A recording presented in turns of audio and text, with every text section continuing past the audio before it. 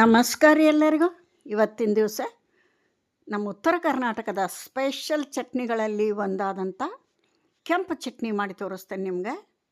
ದ್ಯಾವನೂರು ಇವು ಬ್ಯಾಡಗಿ ಮೆಣಸಿನ್ಕಾಯಿ ಮಸ್ತ ಕಲರು, ಮಸ್ತ ರುಚಿ ಆಗ್ತತಿ. ಬಿಸಿ ಬಿಸಿ ಜೋಳದ ರೊಟ್ಟಿಗೆ ಇದೊಂದು ಚಟ್ನಿ ಮೊಸರು ಇದ್ದರೆ ಏನೂ ಬ್ಯಾಡ ನೋಡ್ರಿ, ಅಷ್ಟೊಂದು ಸೂಪರ್ ಟೇಸ್ಟಿ ಆದಂಥ ಚಟ್ನಿನ ಇವತ್ತು ಹೆಂಗೆ ಮಾಡೋದಂತ ತೋರಿಸ್ತೇನೆ. ಒಂದು ಹಿಡಿ ಬ್ಯಾಡಗಿ ಮೆಣಸಿನ್ಕಾಯಿ ತೊಗೊಂಡೇನಿ.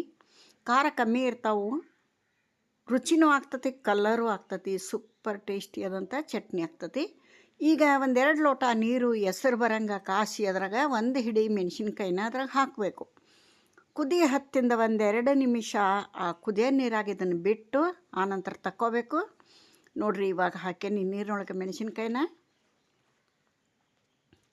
ಮನೆಯೊಳಗೆ ತರಕಾರಿ ಏನಿಲ್ದಾಗ, ಪಲ್ಯ ಮಾಡೋಕ್ಕೆ ಏನೂ ಇಲ್ಲ ಅಂದಾಗ ಇದೊಂದು ಚಟ್ನಿ ಇದ್ರೆ ಸಾಕು, ಊಟ ಮುಗಿದು ಹೋಗ್ತತಿ ರೊಟ್ಟಿ ಅನ್ನಕ್ಕೂ ಕೂಡ. ಇವಾಗ ಅದನ್ನ ಸೈಡಿಗಿಟ್ಟು ಇಲ್ಲಿ ಒಂದು ಮೀಡಿಯಮ್ ಸೈಜಿನ ಈರುಳ್ಳಿ ಹಾಕಬೇಕ್ರಿ ಚಟ್ನಿಗೆ, ಅಂದ್ರೆ ಟೇಸ್ಟ್ ಬರೋದು. ಒಂದು ಮೀಡಿಯಮ್ ಸೈಜಿನ ಈರುಳ್ಳಿ ಉದ್ದಕ್ಕೆ ಹೆಚ್ಕೊಂಡು ಹುರಿಯಾಕತ್ತೀನಿ.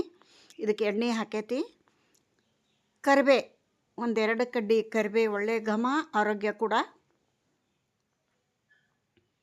ಒಂದೆರಡು ಗಡ್ಡಿ ಬೆಳ್ಳುಳ್ಳಿ ಹಾಕನ್ರಿ, ಜವಾರಿ ಬೆಳ್ಳುಳ್ಳಿ ಒಂದೆರಡು ಗಡ್ಡಿ. ಮೇಲಿನ ಗಡ್ಡಿ ಒಡೆದು ಬೇಳೆದೇನು ಸಿಪ್ಪಿ ತೆಗೆದು ಬೇಡ, ಜವಾರಿ ಗಡ್ಡಿದು. ಬರೀ ಬಾಯಿಲೆ ತಿನ್ನಂಗಾಗಿರ್ತತಿ ರೀ ಈ ಚಟ್ನಿ. ನೋಡಿದ ತಕ್ಷಣ ತಿನ್ನಬೇಕು ಅನಿಸ್ತತಿ, ಅಷ್ಟೊಂದು ಟೇಸ್ಟಿಯಾಗಿ ಬರ್ತತಿ. ಒಂದು ಸಣ್ಣ ಸ್ಪೂನ್ಲೆ 1 ಸ್ಪೂನು ಕೊತ್ತಂಬರಿ ಕಾಳು, ಧನಿಯಾ, ಒಂದು 1/4 ಸ್ಪೂನು ಮೆಂತ್ಯ ಕಾಳು. ಮೆಂತ್ಯ ಹಾಕಲೇಬೇಕು, ಒಳ್ಳೆ ಘಮ ಟೇಸ್ಟು. ಜೀರಿಗೆ ಒಂದು ಚಿಕ್ಕ ಸ್ಪೂನ್ಲೆ ಹಾಕೀನಿ. ಬೆಳ್ಳುಳ್ಳಿ ನೋಡಿರಿ, 2 ಗಡ್ಡಿ ಜವಾರಿ ಬೆಳ್ಳುಳ್ಳಿ.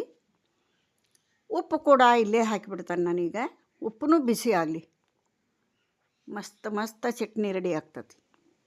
ಇದನ್ನೆಲ್ಲ ಫ್ರೈ ಮಾಡಿ ಸ್ವಲ್ಪ ಆರಿಂದ ರುಬ್ಬಕ್ಕೆ ಹಾಕೋಣ.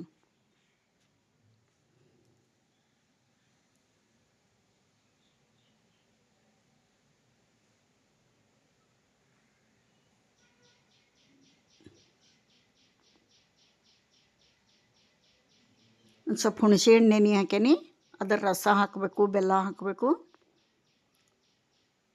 ಮೆಣಸಿನ್ಕಾಯಿ ಆಲ್ರೆಡಿ ಸ್ಮೂತ್ ಆಗ್ಯಾವ ನೋಡ್ರಿ. ಈ ಚಟ್ನಿನ ತಿಂಗಳು ಇಟ್ಕೋಬೋದು, 3 ತಿಂಗಳು ಇಟ್ಕೋಬೇಕು ಅಂತ ಹೇಳ್ತಾರೆ. ಆದ್ರೆ ಬೇಡ, ತಿಂಗ್ಳುಗಟ್ಟಲೆ ಬೇಡ, 3 ತಿಂಗ್ಳುಗಟ್ಟಲೆ ಬೇಡ. ಈ ಚಟ್ನಿ 8 ದಿನಕ್ಕೆ ಒಂದು ಸಲ ಮಾಡ್ಕೊರಿ.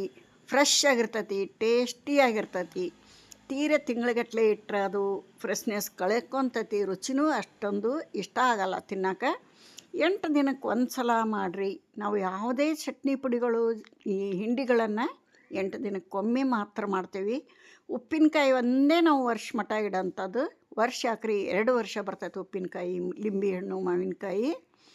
ಆದರೆ ಚಟ್ನಿಗಳನ್ನು ಮಾತ್ರ 8 ದಿನಕ್ಕೆ ಒಂದು ಸಲ ಮಾಡ್ಕೊರಿ. ಕಷ್ಟಪಟ್ಟರು ಅಡ್ಡಿಲ್ಲ, ಫ್ರೆಶ್ ಇರ್ತತಿ, ರುಚಿ ಇರ್ತತಿ. ನೋಡಿರಿ ಎಷ್ಟು ಸ್ಮೂತ್ ಆಗ್ಯಾವ ಮೆಣಸಿನ್ಕಾಯಿ. ಈ ಮೆಣಸಿನ್ಕಾಯಿ ಎಣ್ಣೆ ಹಾಕಿ ಫ್ರೈ ಮಾಡಿನೂ ಮಾಡ್ತಾನೆ ಚಟ್ನಿ ನಾನು. ಈ ಥರ ಬಿಸಿನೀರಾಗಿ ನೆನೆಸ್ಬಿಟ್ಟು ಮಾಡ್ತಾನೆ. ಎರಡೂ ಥರ ಮಾಡ್ತಾನೆ, ಎರಡೂ ಥರ ಅಷ್ಟೇ ಟೇಸ್ಟ್ ಆಗ್ತತಿ. ಆದರೆ ಯಾವ ಚಟ್ನಿಗಳು 8 ದಿನಕ್ಕಿಂತ ಹೆಚ್ಚಿಗೆ ನಾವು ಇಟ್ಕೊಳಲ್ಲ. ಒಂದು ಅಡುಗೆಗೆ ಹಾಕೋ ಗುರಳ್ ಪುಡಿ ಆಗಲಿ, ಕಡ್ಲಿ ಚಟ್ನಿ ಆಗಲಿ, ಶೇಂಗಾ ಚಟ್ನಿ ಆಗಲಿ, ಅಗಸಿ ಚಟ್ನಿ ಆಗಲಿ, ಈ ಮೆಣಸಿನ್ಕಾಯಿ ಹಿಂಡಿಗಳಾಗಲಿ ಎಲ್ಲ 8 ದಿನ ಮಾತ್ರ. ಬೆಲ್ಲ ಹಾಕನ್ರಿ, ಹುಣಸೆಹಣ್ಣು ಬೆಲ್ಲ ಹಾಕಲೇಬೇಕು. ನಿಮಗೆ ಗೊತ್ತೈತಿ, ಉತ್ತರ ಕರ್ನಾಟಕದವರು ಹುಳಿ, ಉಪ್ಪು, ಖಾರ, ಸಿಹಿ ಬಾಯಿ ಚಪ್ಪರಿಸ್ಕೊಂಡು ಉಣ್ಣಂಥ ಅಡುಗೆ ರೆಡಿ ಮಾಡ್ತಾರೆ.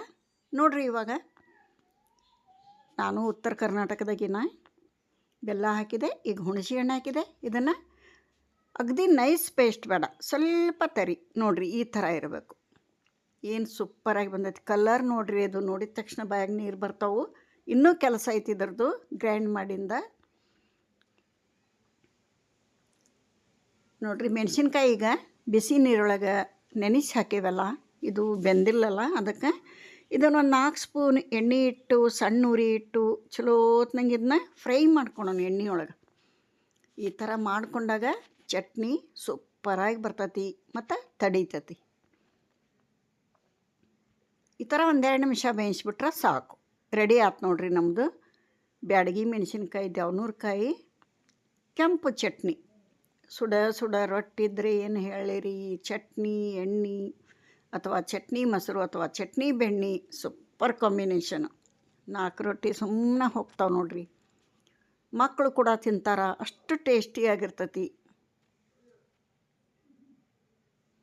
ಕಲರ್ ನೋಡ್ರಿ, ಇವತ್ತಿಗಿಂತ ನಾಳೆ ಸೂಪರ್ ಕಲರ್ ಆಕತ್ತಿದು. ಟೇಸ್ಟು ಹಂಗೆ ಆಗ್ತತಿ.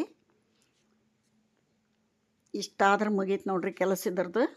ನಾವು ಇವತ್ತು ಬಿಸಿ ಬಿಸಿ ಜೋಳದ ರೊಟ್ಟಿನ ಮಾಡೇವಿ ಈ ಚಟ್ನಿಗೆ. ಯಾರೆಲ್ಲ ನನ್ನ ಚಾನಲ್ ನೋಡ್ತೀರಿ ಪ್ಲೀಸ್ ಸಬ್ಸ್ಕ್ರೈಬ್ ಆಗಿ ನೋಡಿರಿ. ವಿಡಿಯೋಗಳ ಲೈಕ್ ಆದ್ರೆ, ನಿಮಗೆ ಇಷ್ಟ ಆದ್ರೆ ಒಂದು ಲೈಕ್ ಕೊಡ್ರಿ. ಇಲ್ಲಿಗೆ ವಿಡಿಯೋ ಮುಗಿಸ್ತೀನಿ. ಮತ್ತೆ ಸಿಗ್ತೇನೆ. ನಮಸ್ಕಾರ ರೀ.